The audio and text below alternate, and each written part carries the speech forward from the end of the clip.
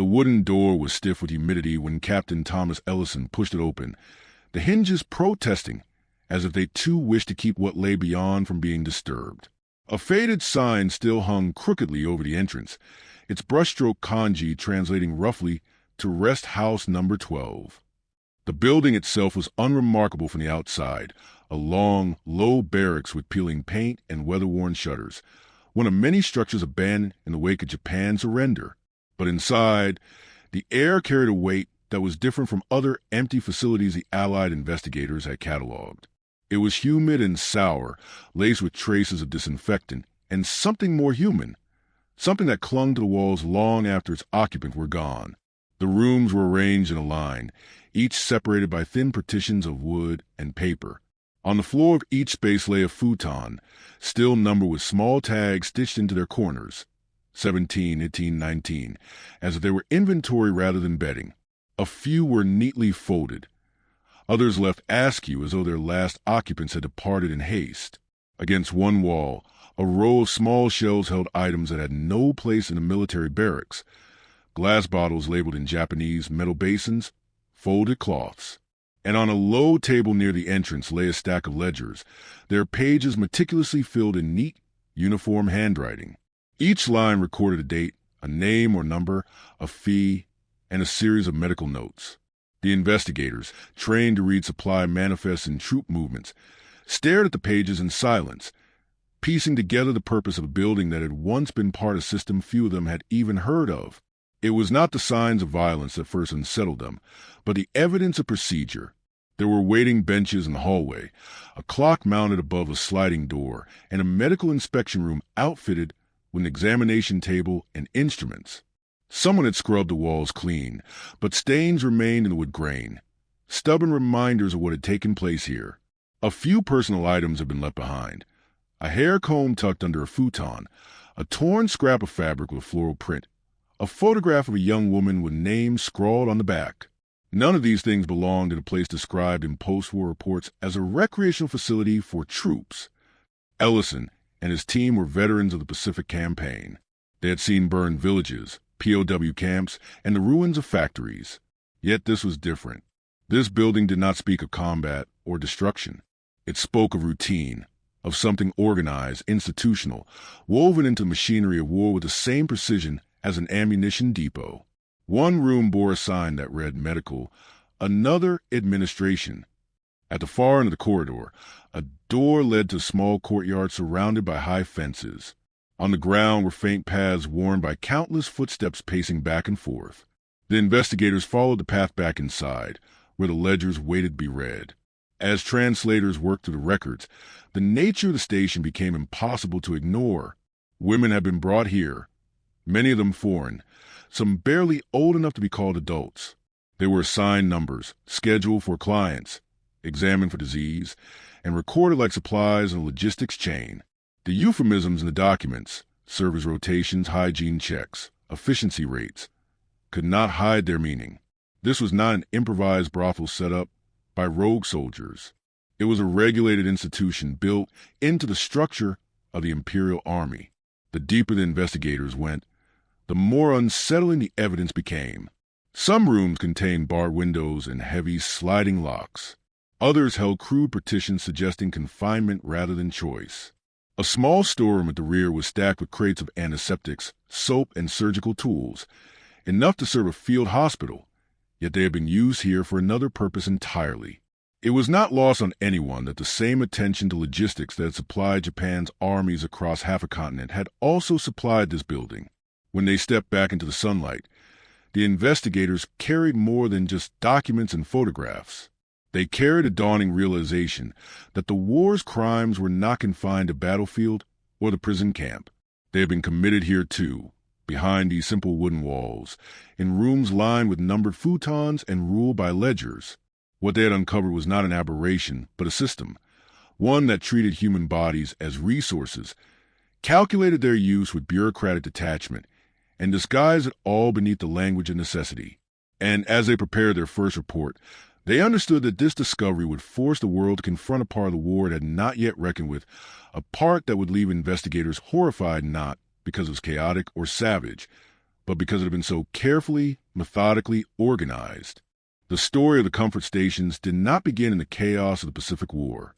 It began quietly, almost bureaucratically, in the early 1930s amid Japan's rapid imperial expansion into Manchuria. When the Guangdong Army seized control of the region following the Mukden Incident in 1931, Tokyo was eager to consolidate its new puppet state of Manchukuo. Alongside railways, garrisons, and colonial offices, the military planners also sanctioned a different kind of infrastructure, one that would not appear on maps or in official communiques, yet would become an integral part of Japan's war machine. It was here, on the windswept plains of northeastern China, that the first comfort houses were established. At first, the rationale seemed pragmatic, even clinical. The Guangdong Army was expanding rapidly, and with it came the inevitable consequences of thousands of young soldiers stationed far from home. Reports of assault against local women were mounting, not only inflaming anti-Japanese resistance, but also risking international outrage. Senior officers feared that uncontrolled sexual violence could tarnish Japan's image abroad, disrupt local governance, and strengthen Chinese guerrilla recruitment. Equally troubling were rising cases of venereal disease, which could sideline entire units and undermine operational readiness. These were problems that could not be solved by discipline alone. And so, military authorities proposed a solution that was as coldly calculated as it was morally disturbing: to regulate soldiers' sexual behavior through a system of state-sanctioned brothels. The first of these establishments appeared in 1932 in the city of Dalian. Ostensibly civilian-run, they were in fact closely supervised by the Army, which controlled permits, transportation, and medical inspections. Japanese officials referred to them with sanitized bureaucratic terms like Ianjo, literally comfort facilities, and insisted that their purpose was to maintain public order and hygiene. What began as a few discreet houses near garrisons soon expanded into a network stretching across Manchuria, supported by a growing administrative apparatus. Military police monitored the facilities, Army doctors conducted regular examinations, and intelligence officers collected data on disease prevalence, client numbers, and morale indicators. The system's expansion required a steady supply of women, and it was here that the machinery of empire intersected with human lives. Initially, many were Japanese women recruited from the licensed prostitution districts of Osaka, Kobe, and Nagasaki. Brothel owners, working under military contracts, offered them higher pay and the promise of patriotic service. But as demand outpaced supply, recruitment turned outward, first to Korean colonies, then to China itself. Some women were lured with false promises of factory or nursing jobs. Others were coerced, sold by brokers, or simply abducted by local collaborators under military orders.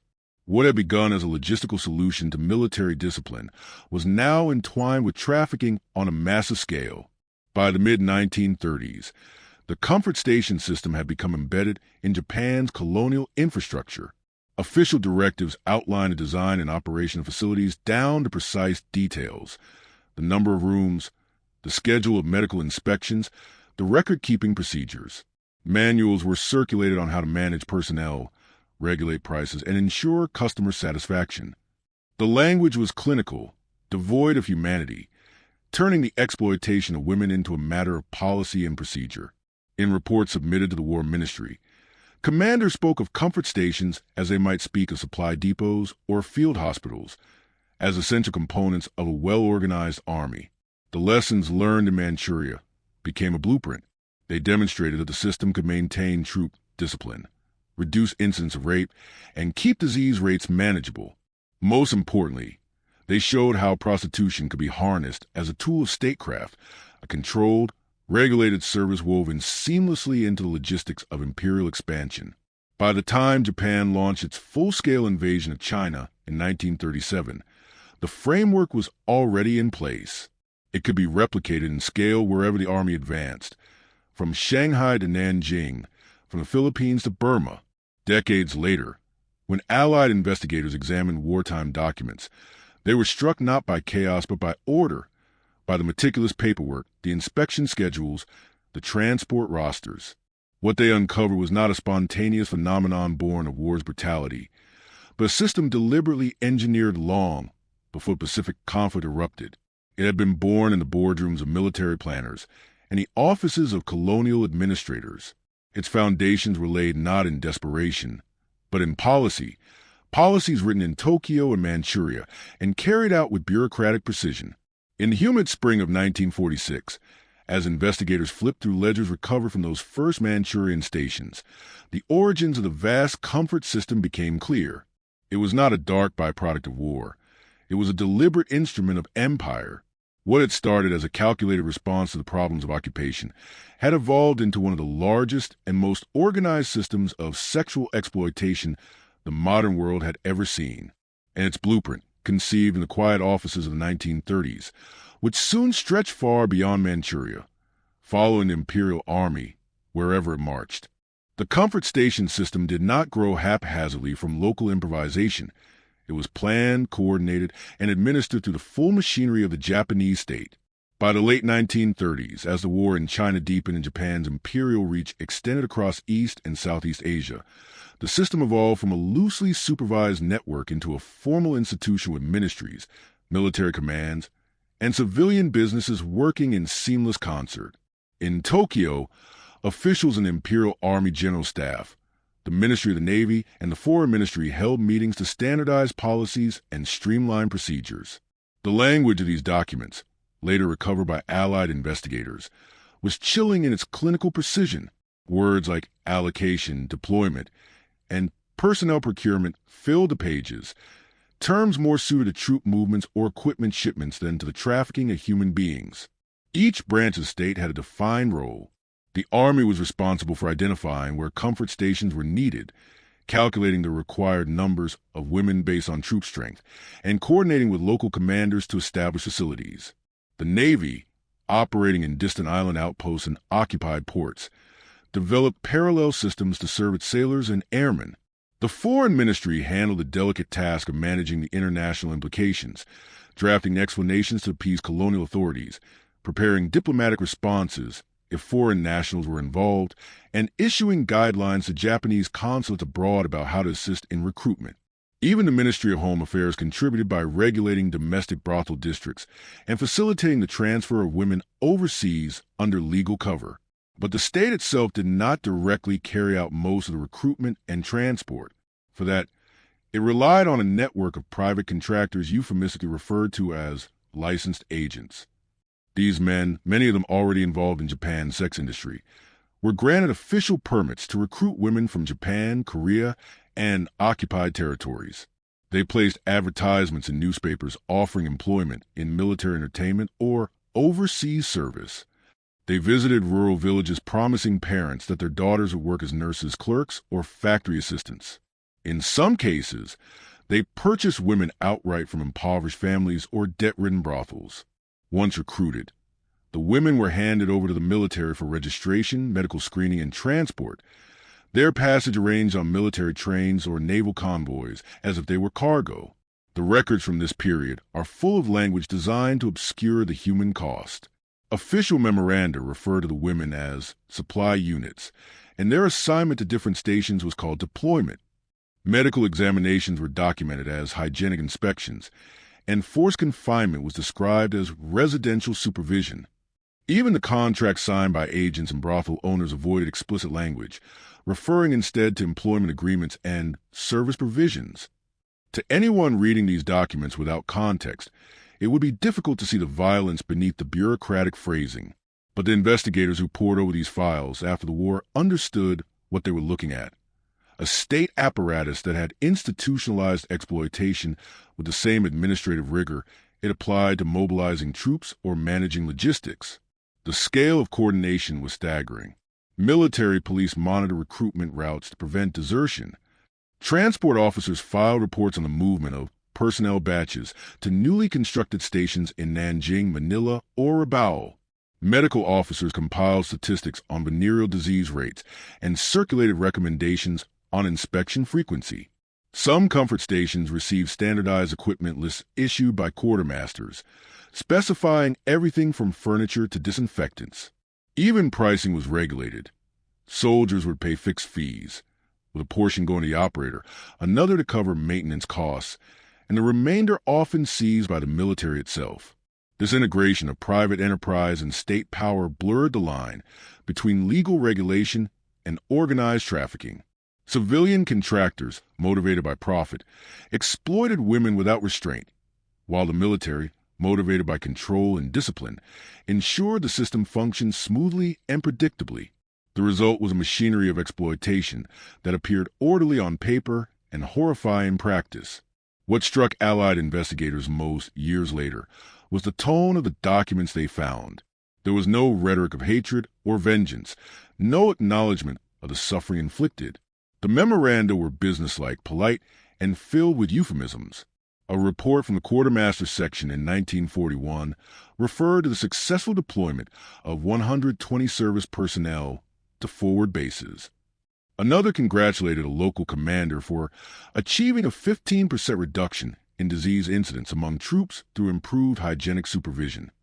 Nowhere did the papers mention that these service personnel were teenage girls torn from their homes, or that hygienic supervision often meant brutal medical procedures performed without consent. By the time the Pacific War erupted in 1941, the comfort station system was no longer an auxiliary policy. It was a fully institutionalized part of Japan's war effort, supported by layers of bureaucracy and legitimized by official documents that stripped away the humanity of its victims. The state had managed to transform sexual violence into an administrative category, a logistical problem to be solved, a supply chain to be managed, a line item in the machinery of empire. And it was precisely this bureaucratic banality that left post-war investigators most disturbed. The realization that one of the most extensive systems of wartime exploitation had not been born of chaos or individual cruelty, but of orderly planning and meticulous paperwork. The testimonies that emerged after the war tore away the careful euphemisms of military paperwork and revealed the brutal reality behind the recruitment of women for Japan's comfort stations. The system that official documents described as voluntary employment was, in truth, a patchwork of lies, threats, and violence that ensnared tens of thousands of women across Asia. They came from villages and cities, from occupied territories and colonial outposts, from every walk of life. Few shared the same story, but nearly all shared the same betrayal. They had been taken against their will, their futures rewritten in the confines of a system they never chose. For many Korean survivors, the deception began with a promise. Japan's colonial government, facing labor shortages as the war deepened, spread advertisements offering young women work in factories, hospitals, or offices. Recruiters, often Japanese agents or Korean collaborators working under military contracts, toured poor rural communities, speaking of families struggling under colonial rule.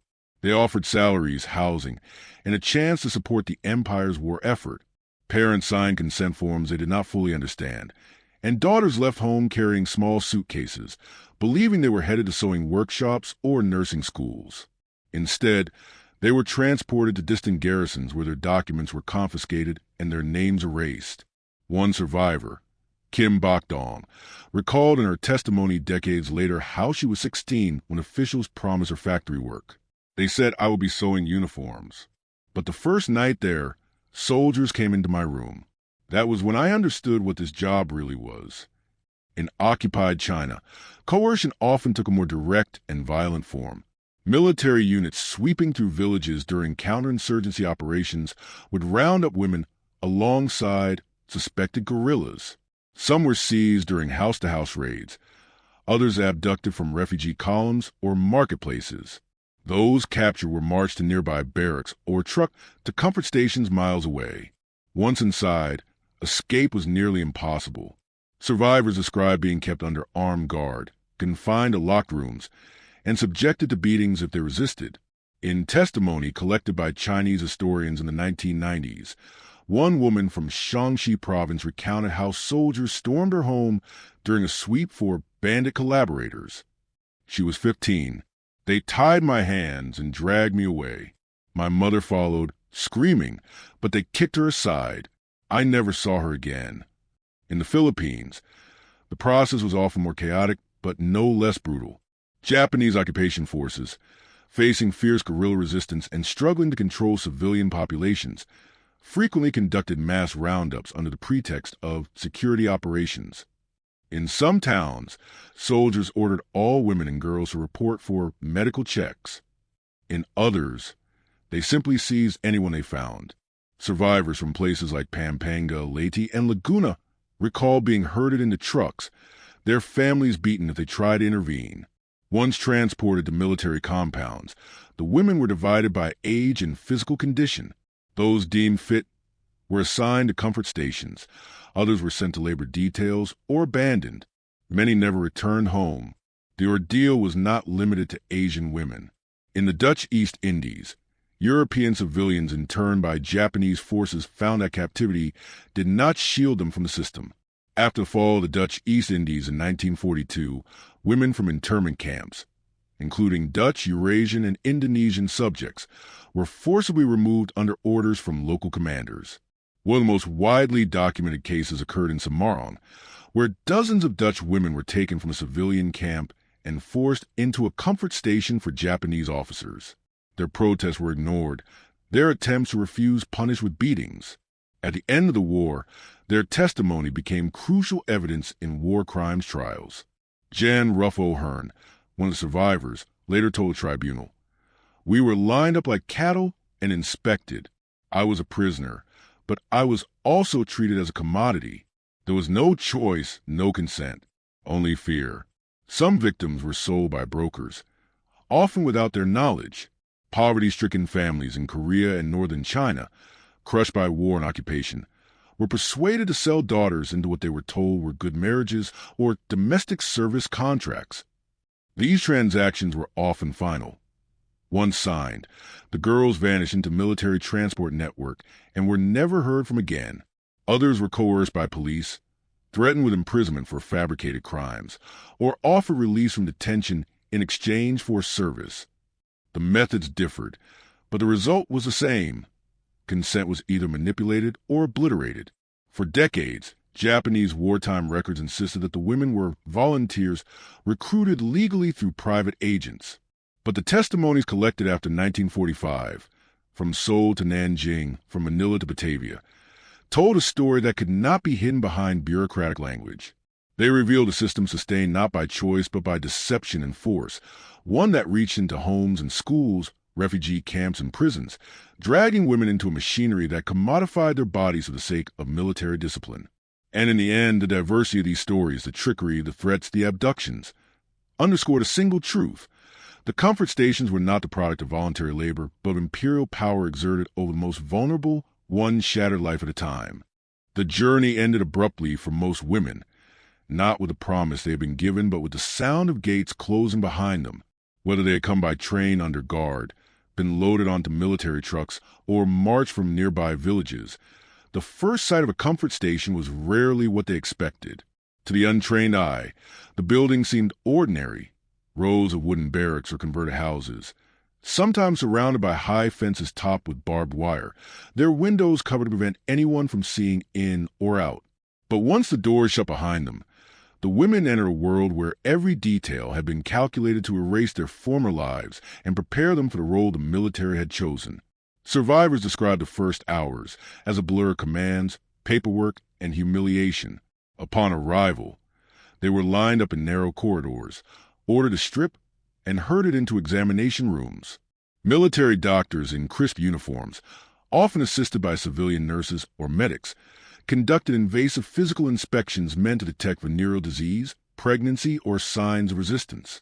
These examinations were cold and mechanical, performed without explanation, and without regard for privacy. One Korean survivor recalled being forced to stand naked alongside dozens of other women as an officer barked instructions in Japanese she could not understand. "They examined every part of us," she said. "It was like we were animals being inspected before slaughter." After the examinations came registration. Each woman was photographed, fingerprinted, and entered into a ledger under a new designation. Some were given numbers, others false names chosen from pre-approved lists. Real names were often forbidden, and any documents they had brought were confiscated. It was a deliberate stripping of identity, a transformation from person property.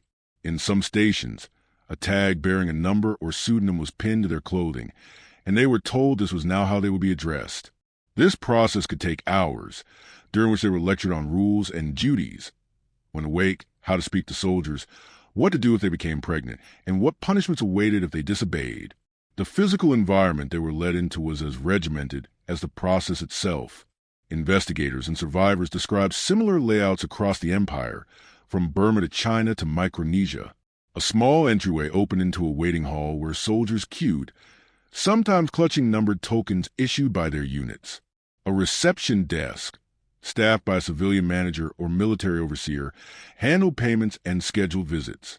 Beyond it lay the examination room, a clinical space lined with white tiled tables, cabinets of disinfectants, and trays of instruments for regular health checks. From there, narrow hallways branched into rows of small private chambers. These rooms were little more than wooden cubicles, perhaps 2 meters wide, with a futon on the floor, a small shelf, and a curtain or thin sliding door for privacy. The walls were thin enough that the women could hear each other's cries. Some stations had dozens of these rooms arranged in neat rows, each marked with a number that matched the tag assigned to a woman. Larger facilities included officers' rooms, furnished slightly better and reserved for higher-ranking personnel, and in some cases, a separate wing for medical quarantine, where those suspected of infection were isolated until deemed fit for service. The women were often given new clothing, plain kimonos or utilitarian dresses, and told to discard what they had worn before. Their hair might be cut, their jewelry confiscated, and any religious items taken away. Some survivors described being instructed to adopt Japanese names or being forbidden from speaking their native language. These acts were not incidental. They were part of a calculated effort to sever ties with their past and enforce the fiction that they were now military employees. One Dutch survivor remembered being told on her first night, "You no longer have a name, you have a number. Forget who you were before." The first days were also marked by disorientation and control. Meals were provided at fixed times, often meager but regular. Movement outside the building was forbidden, and windows were shuttered or barred. Guards patrolled the perimeter, and attempts to escape were punished with beatings or worse. Some women were required to sign contracts they could not read, while others were forced to undergo instruction on how to please clients. Instructions delivered by senior station workers or managers who themselves had once been coerced into service. It was during these first days that many realized there was no way out. The station was a closed world, run with military precision, where every aspect of their existence, their bodies, their names, their speech, even their time, was controlled. By the end of their first week, most women no longer recognized the person they had been before. They had been cataloged, renamed, inspected, and confined, reduced to entries in a ledger and rooms on schedule. The comfort station system was not merely physical imprisonment. It was a complete dismantling of identity, a deliberate erasure that ensured obedience and made resistance almost impossible. And it began the moment they crossed the threshold, when the gates closed and their old lives vanished behind them. Life inside a comfort station settled quickly into a pattern so relentless and dehumanizing that survivors often describe the days as blurring together, indistinguishable from one another. What began with shock and confusion upon arrival soon became a grim routine governed by bells, orders, and ledgers. Every hour was accounted for, every act recorded, every bodily function monitored and cataloged by men in uniforms and clerks with pens. It was not chaos, but order that defined their captivity, a cold, mechanical order designed to extract the maximum amount of service from their bodies while minimizing disruption to the war effort. The day usually began early, often just after sunrise. A whistle or a shouted command summoned the women from their sleeping quarters. Breakfast was a simple meal, rice, soup, and occasionally vegetables, eaten quickly under supervision.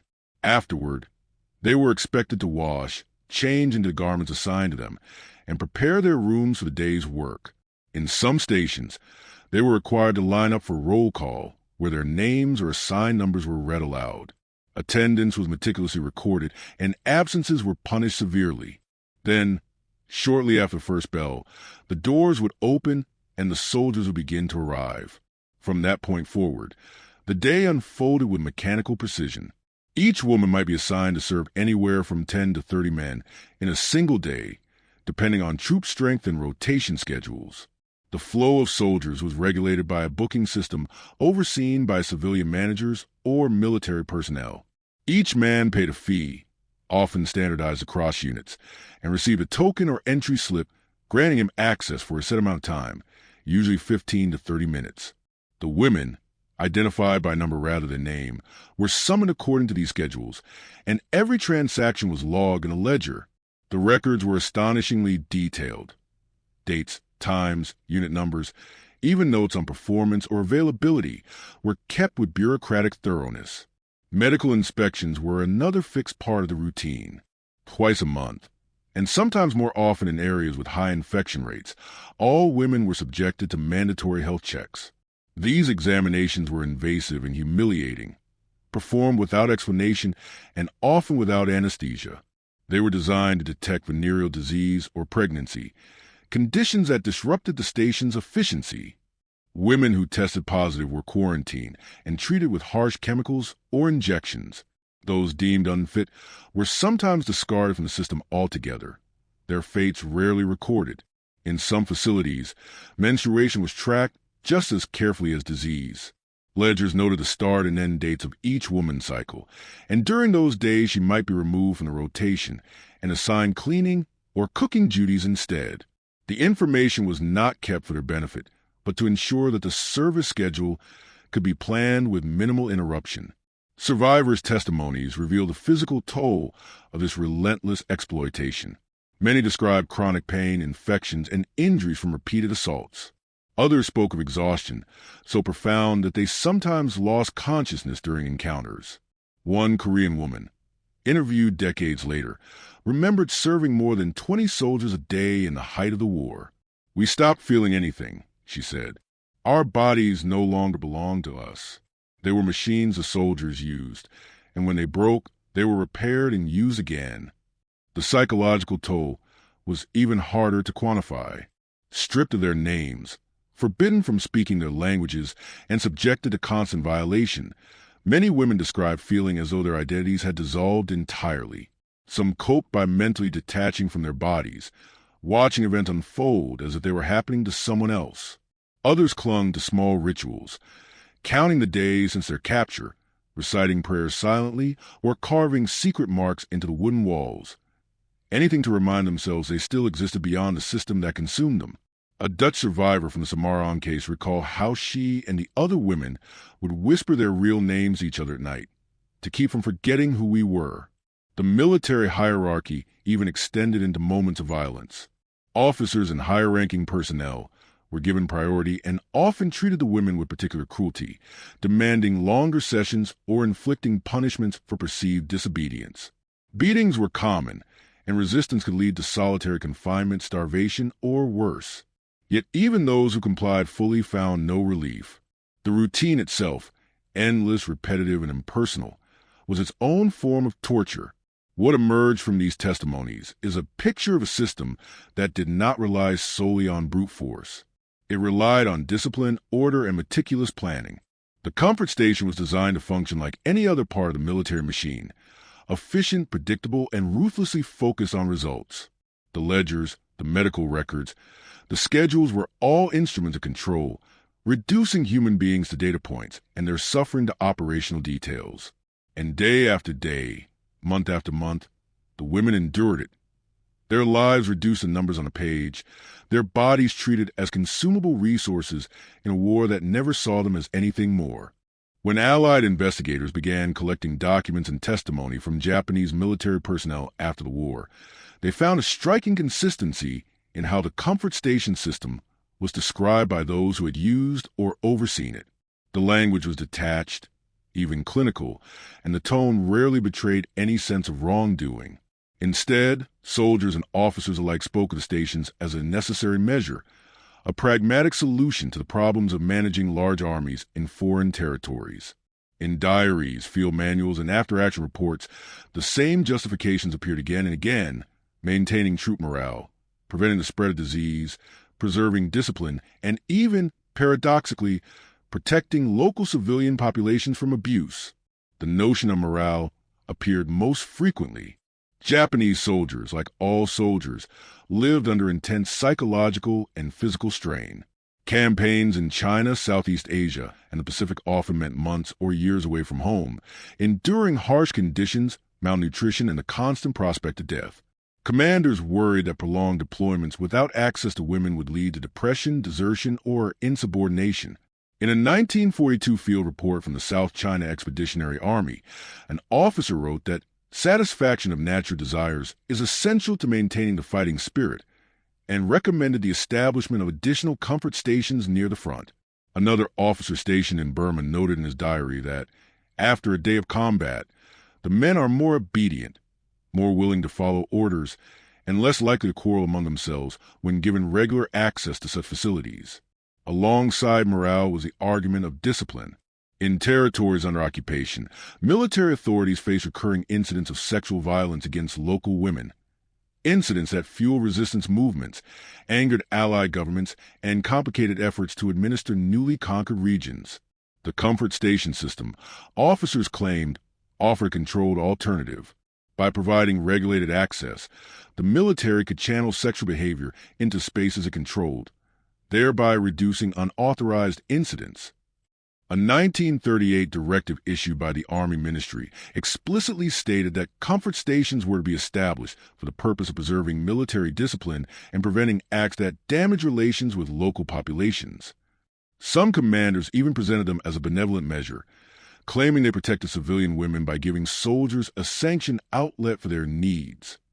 The irony of this argument, that institutionalized coercion could somehow prevent spontaneous violence, was not lost on post-war investigators. But within the Japanese military's own logic, it was seen as sound policy. Disease prevention formed another pillar of the official justification. Venereal diseases were a serious concern for any army, capable of sidelining units and draining medical resources. The Imperial Japanese Army treated it as a matter of strategic readiness. Medical officers routinely reported infection rates among troops, and many field units included hygiene detachments tasked with regular inspections of both soldiers and the women held in comfort stations.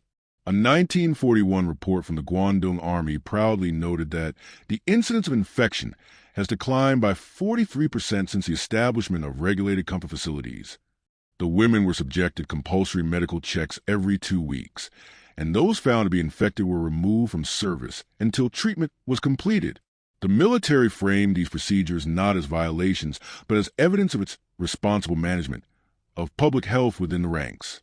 Individual soldiers echoed these sentiments in their diaries and letters, often without questioning the morality of the system. Many referred to visits to comfort stations as routine, almost mundane aspects of military life, no different from receiving rations or mail. One infantryman writing from New Guinea in 1943 described how the weekly visits helped keep the men calm and focused, while another noted that, without the women, the men's thoughts would turn to home and weaken their resolve. For many, the system's existence was taken for granted, an accepted part of the war environment. A few even expressed gratitude to the military for providing safe and clean facilities, repeating official rhetoric almost word for word. Yet there were hints, scattered in private writings, of discomfort and doubt. Some soldiers recorded feelings of pity for the women, or unease at their obvious suffering. A naval officer stationed in the Philippines wrote in his journal that they never smile, and I cannot forget their empty eyes, though he still rationalized his participation as following orders. Another soldier admitted that the women did not wish to be there, but concluded that such is the reality of war. These reflections were rare, however, and they rarely translated into protest or refusal. In the end, the justifications were not just excuses. They were part of a larger ideological framework that shaped how the Japanese military saw itself and its enemies. Soldiers were instruments of the emperor's will, and their efficiency and discipline were paramount. Anything that contributed to those ends, even systematic sexual exploitation, could be rationalized as necessary. By wrapping the comfort station system in the language of order, health, and protection, the military transformed it from a moral atrocity into a logistical solution. And for those who lived and fought within that system, this veneer of legitimacy allowed them to look past the suffering it caused, or to never see it at all. What began as an experiment in occupied Manchuria and northern China in the early 1930s soon grew into a sprawling institution that stretched across the vast geography of Japan's wartime empire. By the time the Pacific War reached its height in 1942 and 1943, the comfort station system had become as essential to the military's strategic planning as its supply depots, field hospitals, and transportation networks. It moved wherever the Imperial Army and Navy moved, expanding with each new campaign and embedding itself in the infrastructure of occupation and war. The system was not confined to a few scattered brothels behind the lines. It was an industrial-scale enterprise, spread across continents and oceans, built and maintained with the same logistical precision as the movement of ammunition and fuel. The expansion followed the arc of Japan's conquests. In China, where the system was first tested, comfort stations multiplied rapidly after the Marco Polo Bridge incident in 1937 triggered full-scale war. They appeared in captured cities like Nanjing, Shanghai, and Hankow, often set up within weeks of occupation. As the army pushed deeper into the Chinese interior, stations followed along the railways at supply hubs and near divisional headquarters. They were built into the fabric of garrison life, and their presence became so normalized that commanders routinely requested additional personnel for new stations when planning offensives. By 1940, Japanese historians estimate that there were hundreds of such facilities operating in China alone, serving tens of thousands of soldiers on any given day. As the empire expanded beyond the Asian mainland, so too did the network. In Southeast Asia, comfort stations appeared in Burma, Malaya, and French Indochina.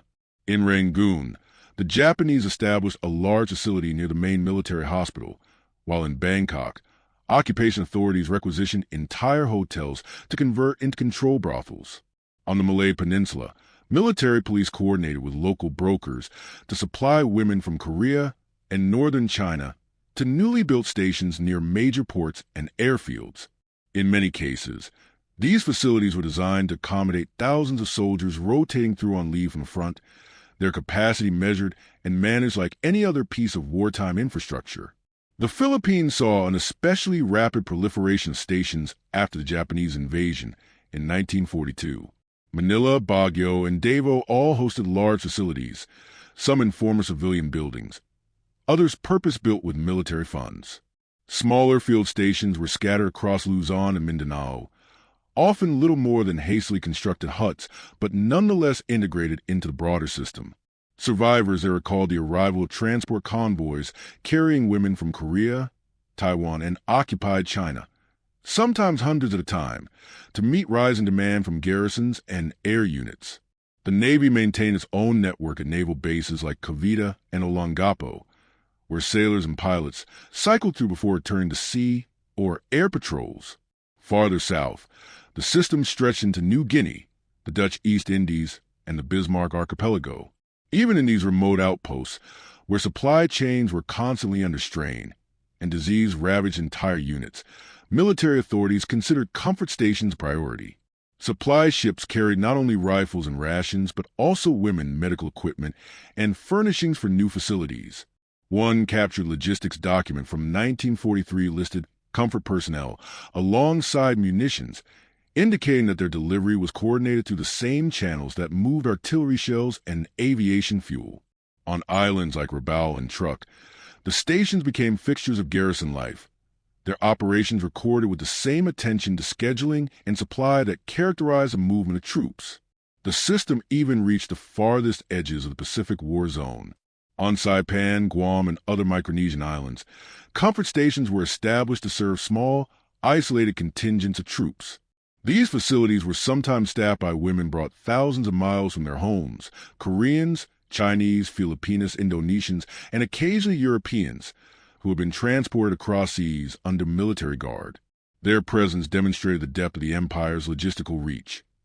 If the army could deliver ammunition and rice to an island thousands of miles from Tokyo, it could also deliver women.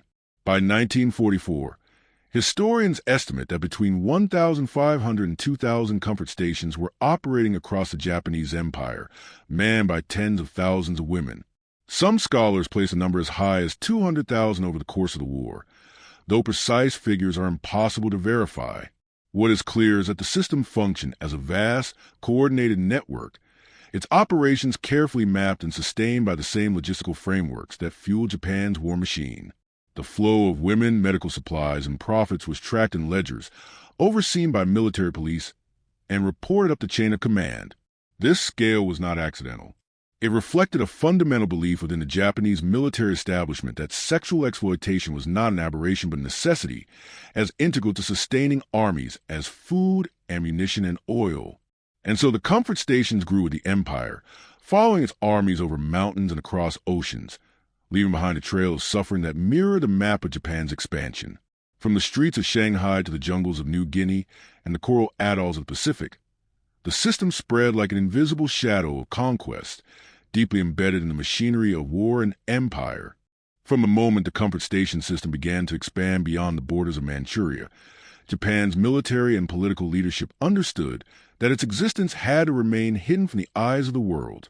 The very concept, state-sanctioned sexual exploitation on a continental scale, would have undermined Japan's claims to be a modern, civilizing power in Asia and risked severe diplomatic consequences if exposed.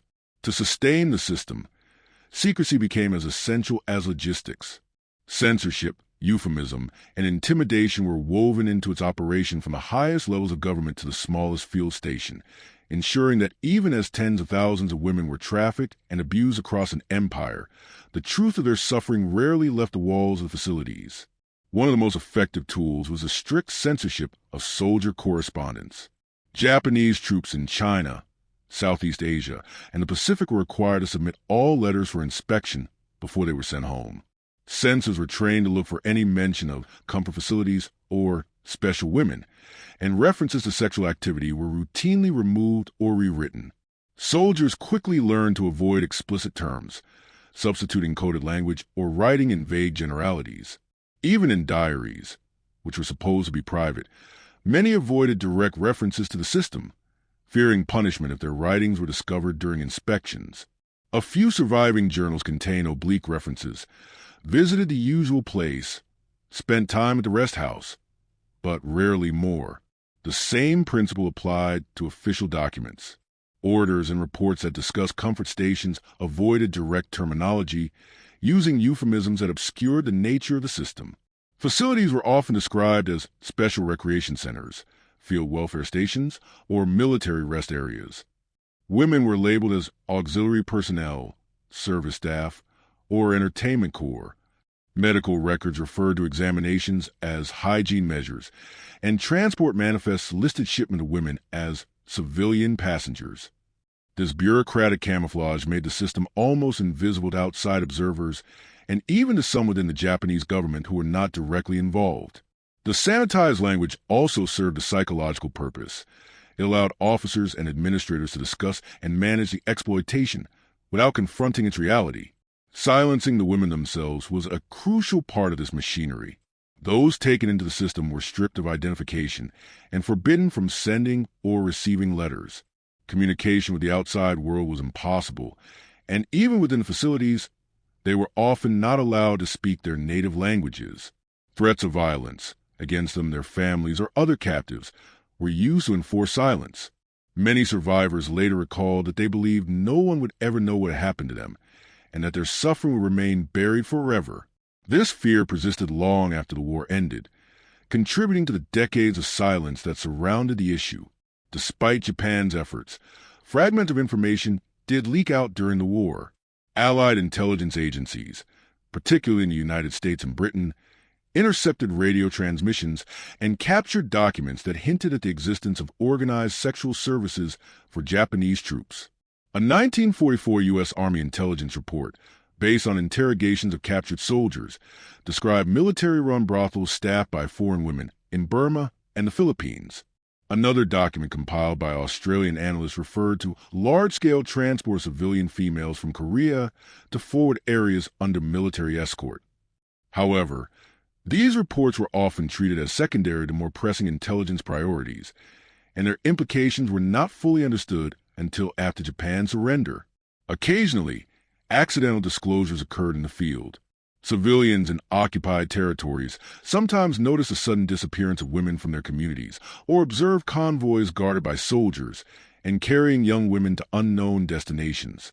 Rumors spread in places like Korea, the Dutch East Indies, and the Philippines, but few dared to speak openly, and those who did were dismissed by Japanese authorities as spreading enemy propaganda.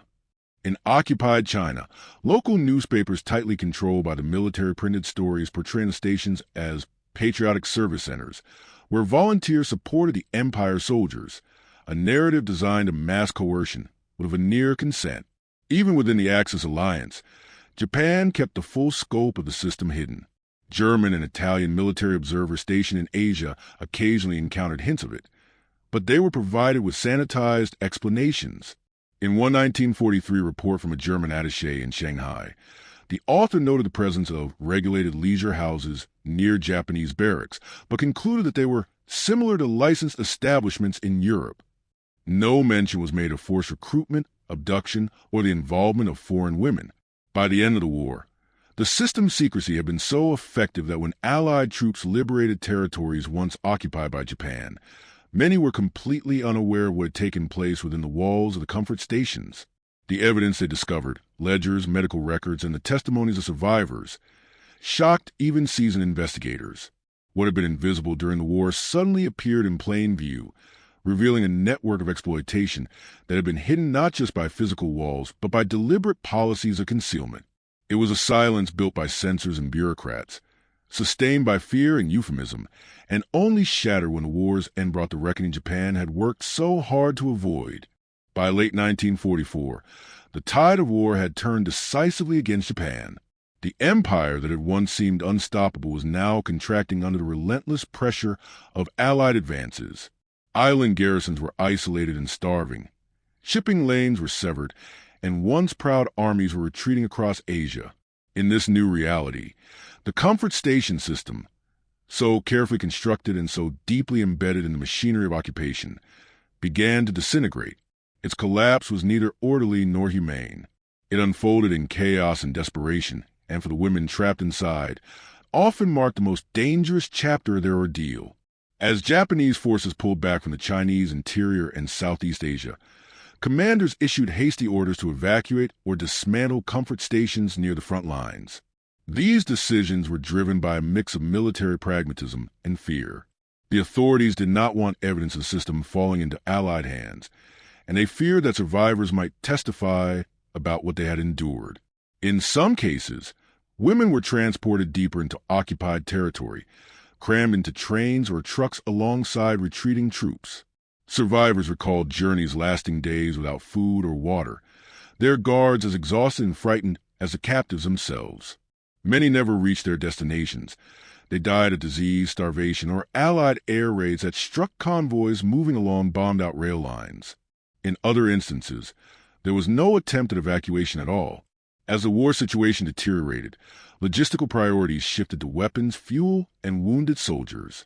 Comfort stations, once deemed essential to morale and discipline, became expendable.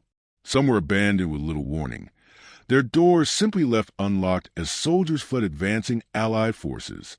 Women woke to find the guards gone, the compound silent, and the war suddenly on their doorstep. For many, this did not mean freedom. They were deep in hostile territory, unable to speak the local language, sick or malnourished, and often terrified of encountering civilians who might see them as collaborators. Some tried to return home on foot, others hid in forests or abandoned villages, and many were captured again, this time by local militias or Allied patrols who had no idea who they were. The most harrowing accounts came from places where Japanese troops sought to erase evidence of the stations entirely. In some remote outposts, officers ordered the killing of women to prevent them from testifying after the war. Survivors and investigators later uncovered mass graves near abandoned camps in China, the Philippines, and New Guinea.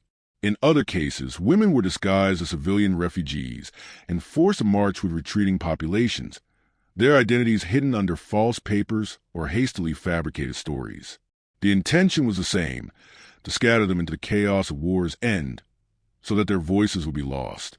Allied troops who stumbled upon these sites during their advances were often unprepared for what they found. Soldiers entering captured towns and villages expected to discover supply depots, ammunition caches, or administrative offices. Instead, they found rows of small rooms with futons, ledgers filled with names and dates, and medical records cataloging diseases and menstrual cycles. In many places, terrified women, Korean, Chinese, Filipina, Indonesian, Dutch, emerged from hiding, unsure whether their liberators were friend or foe. Some were so traumatized that they could not speak. Others begged not to be repatriated, fearing the shame and rejection that awaited them in their homelands.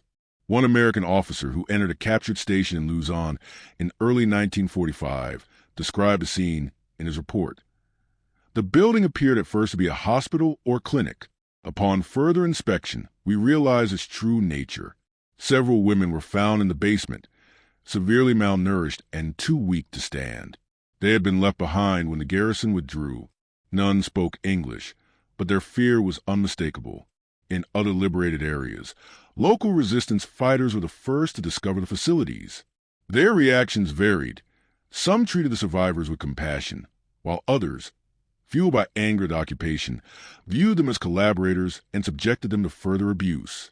The final months of the war were particularly brutal in the Pacific Islands, where isolated garrisons cut off from supply lines descended into chaos.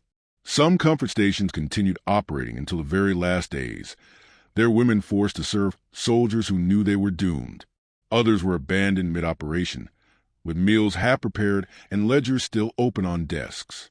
When Allied troops landed, they often found evidence frozen in time. Personal belongings scattered across rooms, walls marked by desperate messages, and documents hastily burned in metal drums but still legible in part. For those who survived, liberation did not always bring immediate relief. Many were taken into custody by Allied forces as potential enemy nationals, their stories disbelieved or dismissed. Others returned to their homelands only to face stigma, silence, and rejection from families who did not want to hear the details of their captivity. A few were repatriated alongside Japanese civilians, their identities erased once again in confusion of post-war displacement.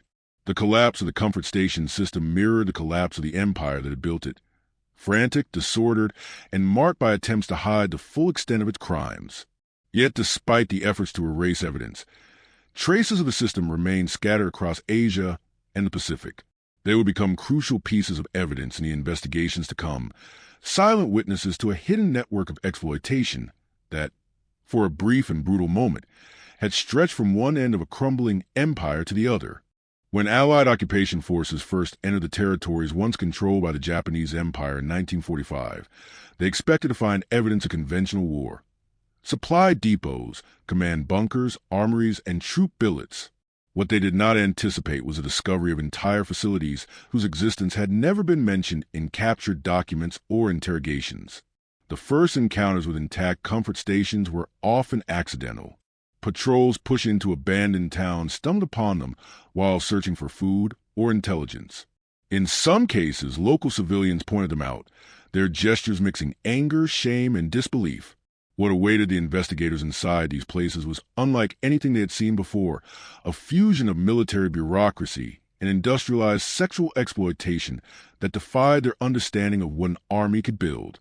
The buildings themselves often appeared innocuous from the outside. Many were disguised as inns, hospitals, or rest centers, their signage deliberately vague. Yet as soldiers pried open doors and stepped into dimly lit corridors, the truth became undeniable. The interiors bore none of the hallmarks of civilian use. The rooms were small, narrow, and eerily uniform, lined in rows with thin sliding doors and numbered plaques.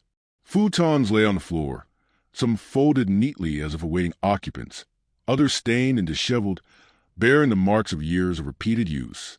The air was stale and heavy, infused with the lingering smell of antiseptics, sweat, and human suffering.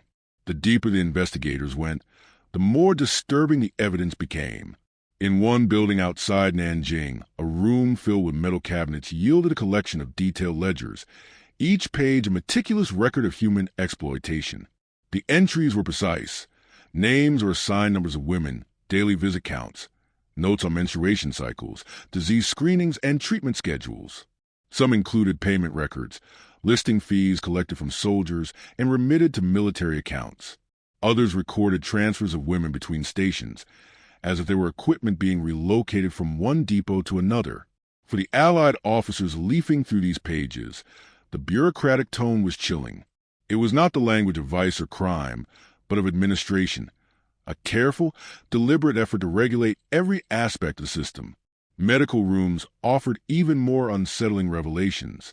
In many stations, investigators found examination tables bolted to the floor, cabinets stocked with antiseptics and syringes, and surgical instruments still neatly arranged in trays. Some facilities contained records of forced medical procedures, sterilizations, abortions, and experimental treatments, documented in the same detached language that characterized the rest of the system. In one site in the Philippines, Allied medical officers discovered jars of preserved tissue samples labeled with dates and case numbers, evidence that some women had been subjected to invasive procedures without consent. The presence of such equipment confirmed what survivors would later testify, that they had not only been exploited sexually, but also used as unwilling subjects in medical experiments. Perhaps the most powerful evidence came not from documents or instruments, but from the women themselves, those who had survived long enough to meet their liberators. Many were emaciated and sick, suffering from untreated infections, malnutrition, and psychological trauma. Some recoiled in terror at the sight of Allied soldiers, convinced they were simply new captors. Others spoke haltingly, telling fragments of their stories in broken Japanese, Korean, or local dialects. Investigators recorded testimonies of teenage girls taken from villages, women held against their will for years, and captives forced to endure dozens of assaults a day. Their accounts were often so harrowing that the investigators struggled to process them. One U.S. Army report from 1946 described the stories as beyond comprehension in their cruelty and scope. Not all stations had been abandoned. In some locations, Japanese managers had remained behind, attempting to destroy evidence or negotiate their surrender. These individuals were quickly taken into custody, their interrogations revealing the depth of coordination between the military and civilian sectors. One captured administrator in Burma admitted, under questioning, that he had received monthly quotas from the Army and reported disease rates directly to a regional medical command. Another confessed that women were routinely transferred across hundreds of miles to meet demand, their transfer arranged through the same logistics channels as military supplies. The discovery of these sites sent shockwaves through the Allied investigative apparatus. At first, many officers did not know how to categorize what they had found. It was not a prisoner of war camp, nor a civilian internment center, nor a typical brothel. It was something different, a hybrid of state policy and private enterprise, a network of coercion dressed in the language of order. As investigators compiled their reports, they began to piece together the system's true scale. Each ledger, each medical chart, each testimony connected to a larger web stretching from Korea to the South Pacific. In the months that followed, these discoveries became foundational to war crimes prosecutions and historical inquiries. But in those first days of occupation, the immediate reaction was one of stunned disbelief. The evidence lay scattered across dusty rooms and abandoned compounds, ledgers filled with numbers that represented lives, surgical instruments that had been wielded without consent, stained bedding that spoke to suffering endured in silence. It was as though the walls themselves held memories of what had happened there, memories that no amount of euphemism or denial could erase. And as the investigators closed those doors behind them, they knew they had uncovered not just a hidden chapter of the war, but crime whose scale and cruelty the world had yet to fully understand. When the war ended and Japan's empire collapsed, the wreckage it left behind extended far beyond ruined cities and surrendered armies. The Allies were confronted with an immense legal and moral challenge: how to prosecute crimes that had never been codified, how to name acts that the world had never formally defined. The comfort station system presented one of the most complex dilemmas of all. Investigators had collected overwhelming evidence: ledgers, medical records, survivor testimonies, even confessions from administrators. But the legal language to describe what had happened was painfully inadequate. As the war crimes tribunals began in Tokyo and across Asia, prosecutors were forced to piece together a case for justice against a system that thrived precisely because it operated in the shadows of international law. The International Military Tribunal for Far East, IMTFE, convened in Tokyo in 1946, was tasked with prosecuting Japan's top political and military leaders. The comfort station system was not initially central to the proceedings. The tribunal's charter focused on crimes against peace conventional war crimes, and crimes against humanity, categories designed around acts like mass murder, forced labor, and mistreatment of prisoners of war. Sexual slavery, as a distinct legal concept, did not yet exist in international law. Yet as investigators submitted their findings, the scale and systematic nature of the Comfort Station network could not be ignored. Evidence poured in from across Asia. Photographs of facilities, administrative orders, transport records, and testimonies from hundreds of survivors. It became increasingly clear that this was not a peripheral atrocity, but a central part of Japan's wartime machinery. The testimonies were among the most powerful and most difficult pieces of evidence presented. Survivors from Korea, China, the Philippines, Indonesia, and the Dutch East Indies described how they had been deceived, kidnapped, or coerced into sexual slavery. Their words were often halting, choked by trauma and shame, but their accounts were consistent. Women spoke of being forced to serve dozens of soldiers a day, of medical experiments performed without consent, of beatings and torture for disobedience. One Korean woman, identified only as witness in tribunal records, recounted how she had been taken from her village at 16 and forced into a station in China, where she was assaulted by more than 20 men a day for 3 years. A Dutch survivor testified that she had been removed from an internment camp in Semarang and forced to serve officers under threat of execution. "We were treated as objects," she told the court. "We were no longer human beings." Prosecutors also presented documentary evidence that revealed the systematic nature of the crimes. Orders signed by high-ranking officers authorized the establishment of comfort stations near specific military units. Ledgers detailed the transportation of women across thousands of miles. Medical records meticulously tracked examinations, disease rates, and pregnancies. Even financial documents revealed profits from the system being funneled into military accounts. Together, these records demonstrated that the Comfort Station network was not the work of few rogue officers, but an institutionalized policy involving multiple branches of the Japanese government and military. Yet despite the weight of evidence, prosecutors faced formidable legal obstacles. The concept of sexual slavery had no precedent in international law. The Hague Conventions address mistreatment of civilians and prisoners, but they had been written in an era when organized sexual exploitation by a state was unimaginable. The IMTFE prosecutors had to rely on broader categories like inhumane treatment, violations of the laws and customs of war, and crimes against humanity. These charges captured aspects of the system, but failed to articulate its full horror. Some judges questioned whether the prosecution of sexual violence was within the tribunal's jurisdiction. Others worried that focusing on comfort stations might distract from the larger task of prosecuting aggression and mass atrocities. In some cases, justice was pursued outside the Tokyo tribunal. Dutch authorities conducted their own military trials in the Netherlands' East Indies, where the Semarang case became a landmark. Several Japanese officers and administrators were charged with war crimes related to the forced prostitution of Dutch women. The court accepted survivor testimony as credible and concluded that the women had been coerced, not volunteers, as the defense argued. Convictions were handed down, and some defendants were sentenced to death. These trials were significant because they explicitly recognized sexual exploitation as a war crime, even if the legal terminology lagged behind the reality. Despite these successes, the vast majority of those responsible for the comfort station system were never prosecuted. Many records were destroyed before the war's end, and many perpetrators vanished into post-war society. The political priorities of the emerging Cold War, including the decision to retain Emperor Hirohito and rehabilitate Japan as a U.S. ally, further limited the scope of prosecutions. The IMTFE mentioned the comfort station system in its findings, but did not assign specific criminal liability for its operation at the highest levels. Still, the evidence gathered during those early trials laid the foundation for future recognition. Survivor testimonies were archived, documents preserved, and a historical record established beyond denial.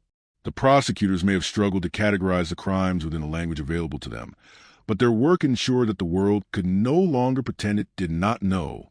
The comfort stations were not rumors or isolated incidents. They were a state-run system of sexual slavery on a massive scale. And although justice was incomplete, The testimonies heard in courtrooms from Tokyo to Batavia gave voice to those whose suffering had been systematically silenced, beginning a process of reckoning that would continue long after the gavel fell. In the immediate aftermath of Japan's surrender, there was a brief moment when the scale of the comfort station system might have become a central part of how the world understood the war. Investigators had gathered evidence, prosecutors had presented harrowing testimonies, and survivors had spoken, however painfully, about what they had endured. Yet, as the years passed, that momentum faded. What began as a tentative effort to confront the crimes turned into a long and heavy silence, a silence shaped by political expediency, cultural shame, and a collective desire in many countries to look forward rather than back. For decades, the story of the comfort women slipped into margins of history, its victims left isolated and forgotten. One of the most powerful forces behind this silence was the shifting geopolitical landscape. By the late 1940s, the Cold War was already transforming alliances and priorities. The United States, once determined to hold Japan accountable, now saw it as a crucial partner in containing the spread of communism in Asia. Washington's focus shifted from retribution to reconstruction, from punishment to partnership. Policies that once aimed to dismantle the structures of Japanese militarism now sought to stabilize and strengthen the nation as a bulwark against Soviet and Chinese influence. In that new political reality, revisiting atrocities like the comfort station system risked destabilizing Japan's fragile post-war government and undermining the legitimacy of leaders who were now key allies. As a result, many officials who had been involved in organizing or overseeing the system avoided prosecution, quietly reintegrating into public life, and even rising to prominent positions in government and business. This political shift coincided with deliberate efforts to downplay or erase the issue from public discourse.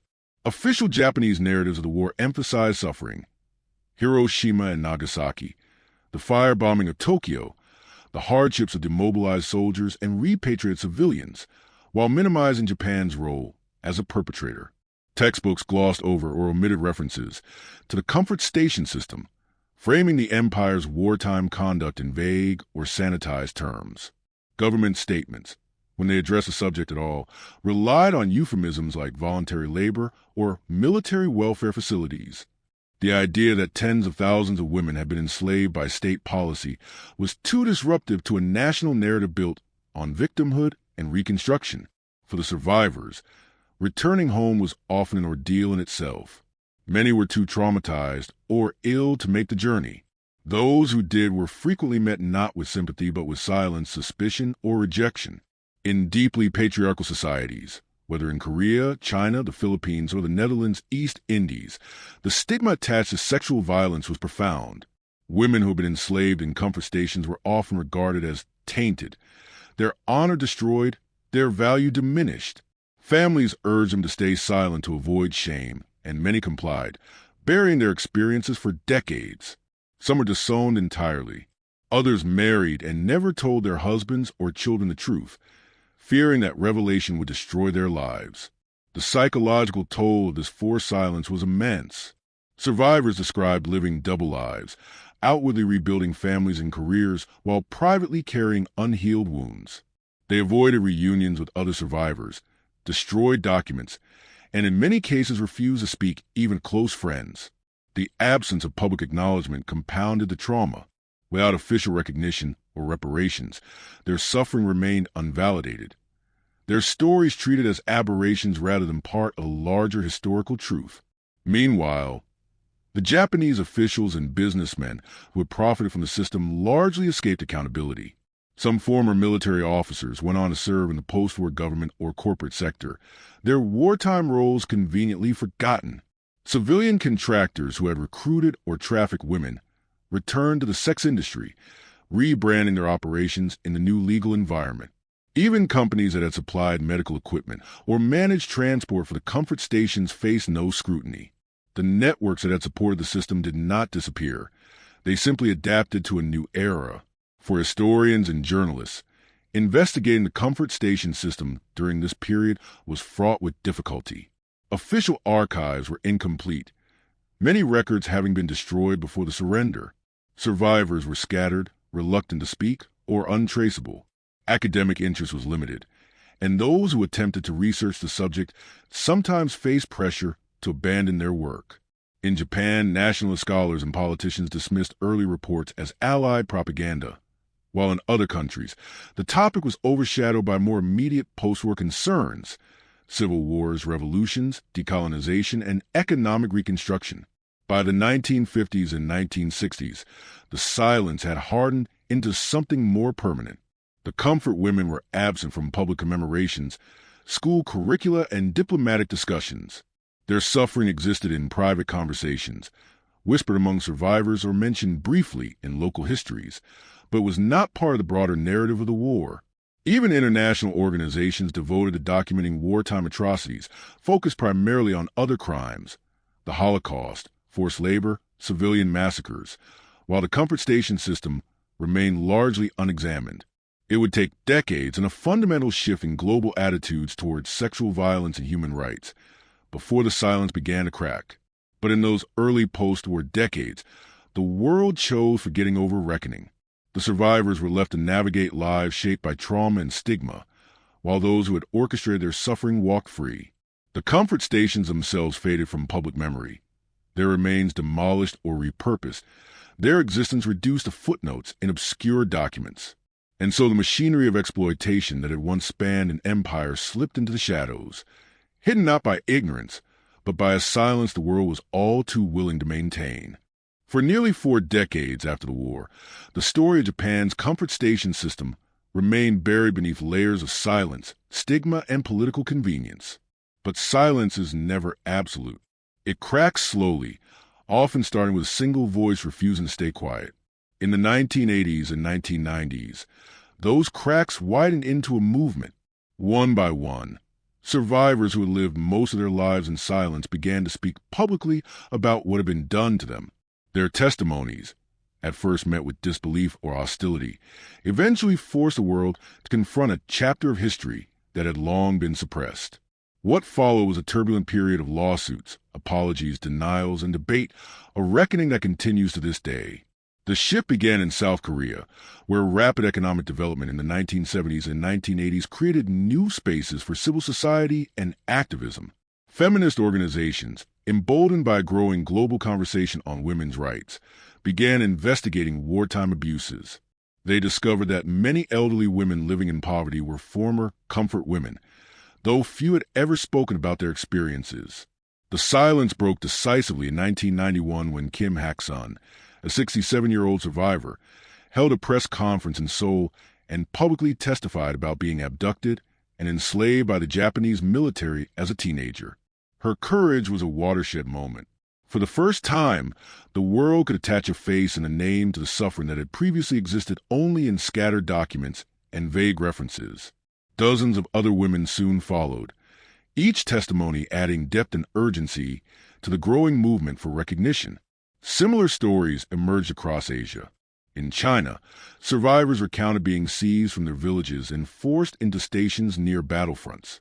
In the Philippines, elderly women spoke of mass roundups during the occupation, and decades of shame that had silenced them. Indonesian and Dutch survivors from a former Netherlands East Indies described being taken from civilian internment camps and subjected to repeated assaults. These testimonies were often emotionally raw, delivered through tears and pauses, but they shared a striking consistency in their details: the methods of recruitment, the conditions inside the stations, the violence, and the aftermath. The cumulative effect was undeniable. This was not isolated abuse, but a vast, coordinated system of sexual slavery. As these voices gained strength, they also entered courtrooms. Beginning in the early 1990s, survivors and advocacy groups filed lawsuits in Japanese and international courts, demanding official apologies, compensation, and recognition. Legal battles were fought in Tokyo, Seoul, The Hague, and beyond. Many cases were dismissed on procedural grounds, citing statutes of limitations or sovereign immunity, but the litigation itself forced governments and media to address the issue. Japanese courts, while often reluctant to assign state responsibility, occasionally acknowledged the historical facts. In 1993, the landmark Kono Statement, issued by Chief Cabinet Secretary Yohei Kono, admitted that the Japanese military had been directly or indirectly involved in the establishment and management of comfort stations, and that many women had been recruited against their will. It was the most explicit acknowledgement to date, and included an expression of sincere apologies and remorse. Yet, even this milestone was contested. Nationalist politicians and revisionist historians in Japan challenged the testimonies and accused survivors of fabrication.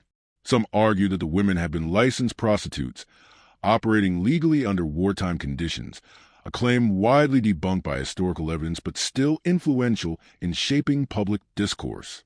Others criticized the Kono statement as excessive and demanded its retraction. The backlash revealed how deeply the legacy of the comfort women issue intersected with national identity, historical memory, and geopolitics. Outside Japan, the testimonies ignited a broader reckoning. The United Nations Special Rapporteur on Violence Against Women, Radhika Kumaraswamy, issued a 1996 report concluding that the comfort station system constituted sexual slavery and a crime against humanity under modern legal definitions. Human rights organizations launched campaigns demanding reparations, while educators and historians pressed for the inclusion of the issue in school curricula. In South Korea, weekly Wednesday demonstrations outside the Japanese embassy in Seoul became a ritual of remembrance and protest, drawing global attention and symbolizing persistence of unresolved injustice. The 1990s also saw attempts at reparations. The Asian Women's Fund, established by the Japanese government in 1995, offered payments to survivors along with letters of apology signed by prime ministers. Some women accepted the compensation, viewing it as a step toward closure, while others rejected it, insisting that the funds were private donations rather than official reparations, a distinction they saw as another attempt to avoid state responsibility. The debate over sincerity versus symbolism became a recurring theme in Japan's efforts to address the issue. Despite the controversies, the testimonies transformed public understanding. What had once been treated as a peripheral wartime issue was now recognized as a central atrocity, one that reshaped international law and the global conversation about sexual violence and conflict. Survivors, many of them frail and elderly, became powerful agents of historical truth. Their stories were recorded in documentaries, memorialized in statues, and taught in classrooms. They stood before parliaments in the United Nations, demanding not just apologies but acknowledgement, a recognition of their humanity that had been denied for decades. The process was painful and incomplete, marked by resistance and political calculation. Yet it was irreversible. The silence that had once surrounded the comfort women had been shattered by their own voices, and the echoes of their testimonies continued to resonate far beyond their individual lives. They had turned private trauma into public memory, and in doing so, they forced nations, not just Japan but the entire world, to confront uncomfortable truths about war, gender, and power. Nearly 8 decades after the first Allied investigators pried open the doors of abandoned comfort stations and stared into the ledgers of exploitation left behind, the shadow of that system still stretches across courtrooms, classrooms, and diplomatic tables. What was once hidden in plain sight, a network of state-sponsored sexual slavery masked by euphemism and bureaucracy, has become one of the most studied, contested, and symbolically charged chapters of the Second World War. Its legacy is not confined to history books. It lives in the evolution of international law, in the language of human rights treaties, in memorials erected in public squares, and in the tense negotiations between nations still grappling with the weight of unhealed wounds. One of the most enduring impacts of the comfort women system is the transformation it helped trigger in international law.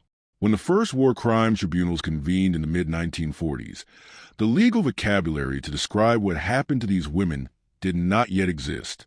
Rape and sexual slavery were treated as incidental crimes, peripheral to the larger narrative of war. Over time, however, the sheer scale and organization of the Comfort Station Network forced legal scholars, activists, and judges to rethink that position.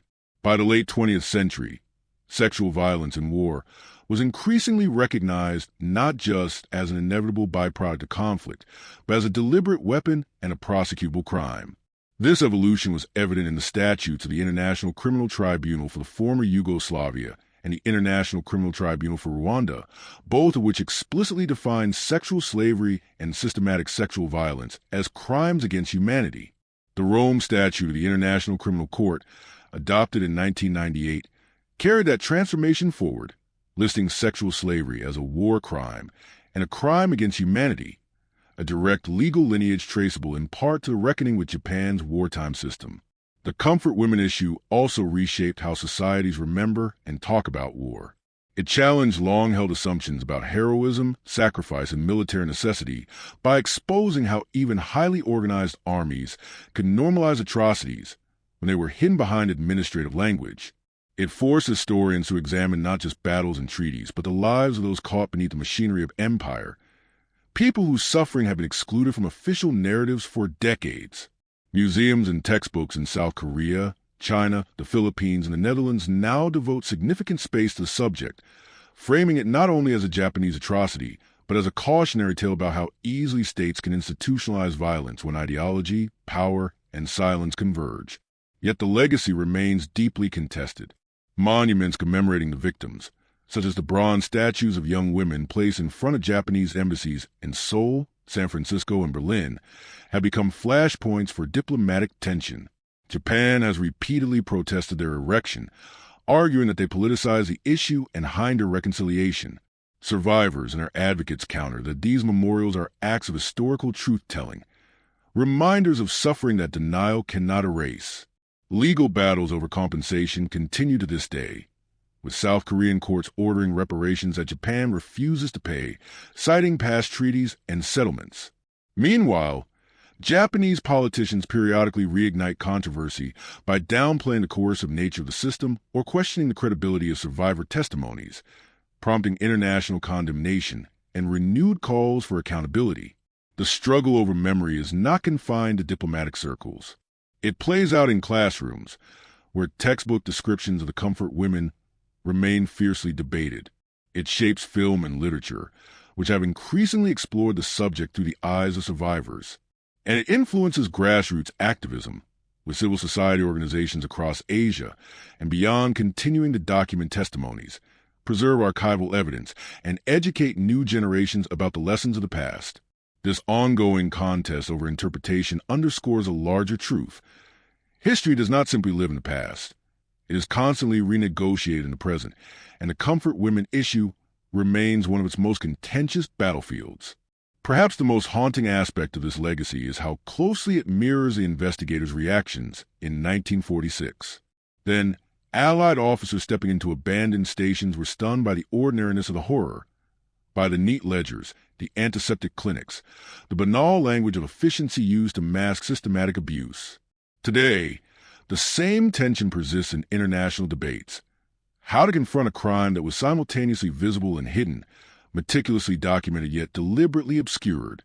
The shock those investigators felt at the collision of bureaucracy and brutality still resonates in the language of human rights reports, in the courtroom testimonies of survivors, and in the ongoing fight against sexual violence in modern conflicts. The comfort station system was not an aberration. It was a warning. It showed how governments can normalize atrocities when they are cloaked in necessity, how societies can be persuaded to look away when shame is weaponized, and how victims could be silenced for decades by stigma and denial.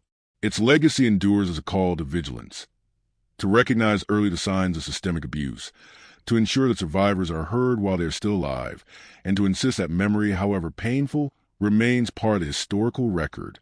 The women who once lived behind those barred doors are gone now, many having died without seeing justice.